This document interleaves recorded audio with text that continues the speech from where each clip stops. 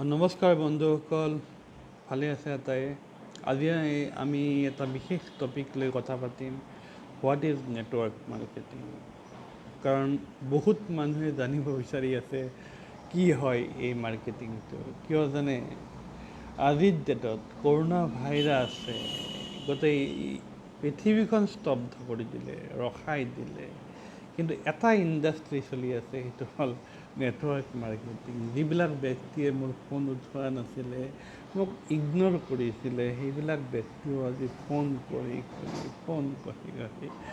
জানিব বিচাৰি আছে কি নেটৱৰ্ক মাৰ্কেটিং হয়, কাক কিমান উত্তৰ দিব। সেইকাৰণে মই ডিচিশ্যন ল'লোঁ কি এটা ভিডিঅ' বনোৱা যাওক, আৰু মোৰ এইটো প্ৰথম ভিডিঅ'। কাৰণ এনেকৈ ছ'চিয়েল ডিষ্টেঞ্চিং পালন কৰোঁতে এইটোতো অভ্যাসত পৰিণত কৰিবই লাগিব। কাৰণ আগতে মই 100-200জন মানুহৰ আগত লেকচাৰ দিছিলোঁ, আজিকালিতো সেইটো সম্ভৱ নহয়। কাৰণ আমাক পৰিৱৰ্তনৰ লগত আমি মিলি চলিব লাগিব, হয়নে নহয়?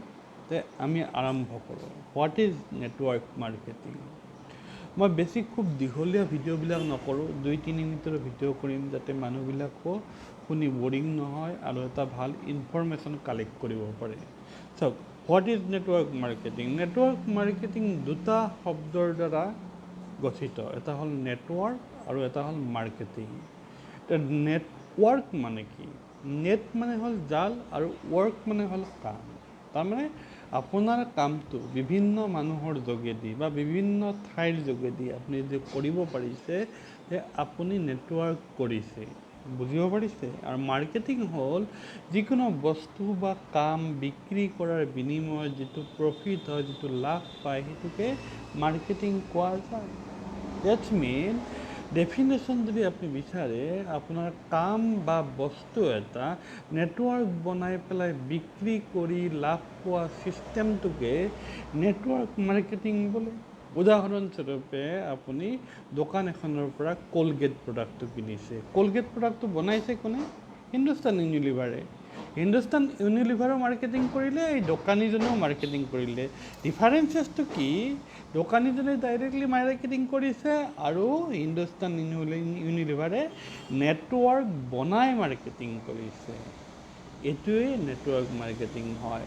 আমাৰো এই বস্তুটোৱে হয় কি, আমি যিকোনো প্ৰডাক্ট বা যিকোনো ছাৰ্ভিচ যদি নেটৱৰ্ক বনাই মাৰ্কেটিং কৰিব পাৰোঁ, সেইটোকে নেটৱৰ্ক মাৰ্কেটিং বোলে। কিন্তু আচৰিত কথা জানি আপুনি আচৰিত হ'ব, নেটৱৰ্ক মাৰ্কেটিঙৰ মাধ্যমেৰে এটা সাধাৰণ ব্যক্তিও কৰোড়পতি বা আৰবপতি হ'ব পাৰে। কিয়নো চাওক, আজি যদি আপোনাৰ লগত ইউনিক প্ৰডাক্ট নাই, মানে কলগেটৰ দৰে প্ৰডাক্ট নাই, লেবেল লগোৱা প্ৰডাক্ট নাই, তেতিয়াহ'লে ডাইৰেক্ট চেলিং মাৰ্কেটিঙে আপোনাক প্ৰভাইড কৰিব, আপোনাক ইউনিক প্ৰডাক্ট দিব আৰু এটা ছিষ্টেমৰ যোগেদি আপুনি নেটৱৰ্ক বনাই মাৰ্কেটিং কৰিব পাৰে।